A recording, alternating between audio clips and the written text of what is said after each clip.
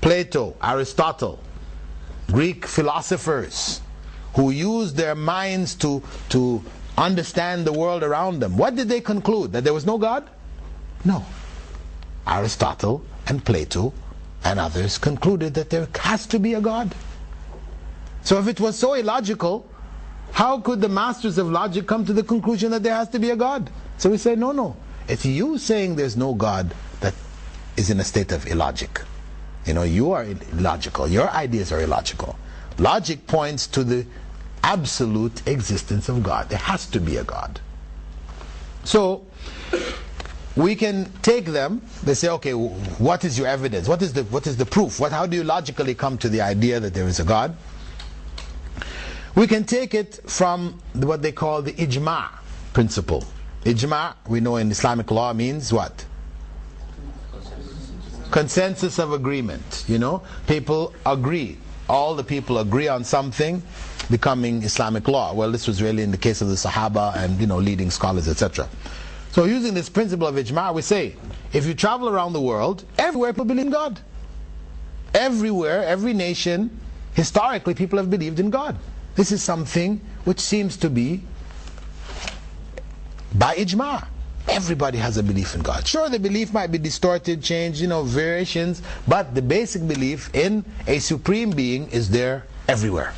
And recently, that is in 1997, scientists in the University of California at Berkeley, they analyzing the brain of patients who have various mental ailments connected with seizures, brain anomalies or abnormal activities of the brain which cause them to pass out and go into comas and this type of things. They're studying people with these cases, probing different parts of the brain. They found that these people, in the course of their experiments, that there was a portion of the brain in the frontal lobe where, if this was stimulated, the people experienced religious, powerful religious feelings, a sense of God and the presence of God, this kind of thing, and that when they had seizures and it affected those areas, they had these experiences. So from those experiments, and it's in your notes there on page 57, they concluded that there was in the brain what they called a God spot, a God nodule, or they call it that the brain is hot-wired for belief in God. This is their own scientists who have come to that conclusion. For us, the other logical argument, which we usually find in the Quran, is the argument from design. أَفَلَا يَنظُرُونَ إِلَى الْإِبِلِ كَيْفَ خُلِقَتْ.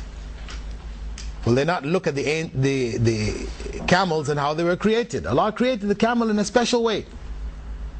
In a way that he can cross the desert, he can retain liquids in his hump, so that he can go without water for days on end.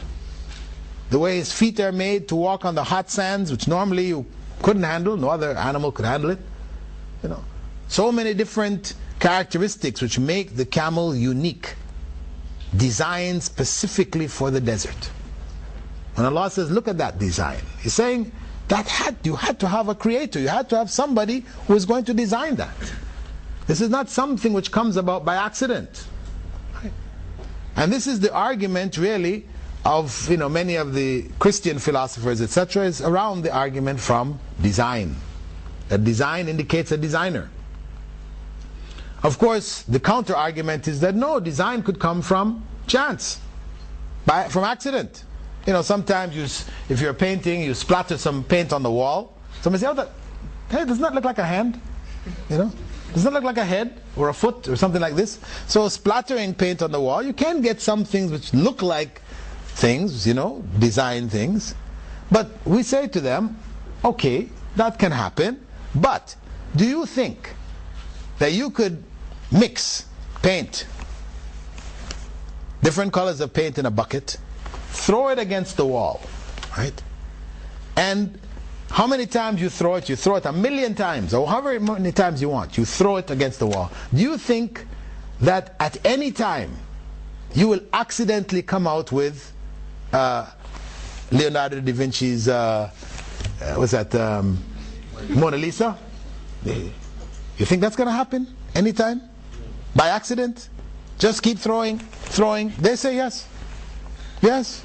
You have an infinite amount of time and you infinite amount of tries, and yeah, one of those times you'll get that. This goes against common sense. This goes against common sense. Common sense tells you, hey, the first time you try it, the chances of it happening are what? 0. Less than 0. And the billionth time that you try it, is it any different than the first time? No. So we say no. They usually give the example that if you put 100 monkeys in a cage, give them 100 typewriters, pieces of paper, and let them bang away at the keys with their nose, their elbows, their toes, anything, sit on the keys, whatever. Eventually, one of them is going to type out for you the whole of the Quran. If you give them Arabic typewriters, the whole Quran, from Fatiha to Nas.